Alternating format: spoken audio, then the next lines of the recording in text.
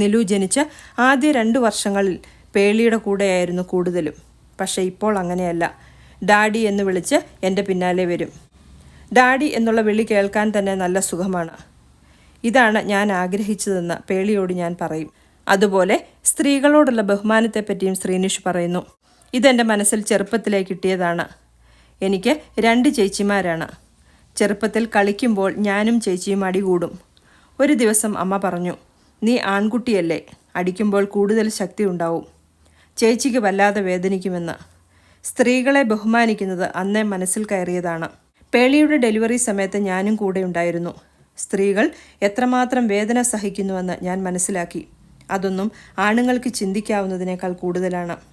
അതുകൊണ്ട് പേളിയെ ബഹുമാനിക്കുന്നത് പോലെ നിലയ്ക്കും നിത്താരയ്ക്കും ഞാൻ ബഹുമാനം കൊടുക്കുന്നു. പരസ്പര ബഹുമാനവും സ്നേഹവും അഡ്ജസ്റ്റ്മെൻറ്റും ഉണ്ടെങ്കിൽ ജീവിതം അടിപൊളിയാകും.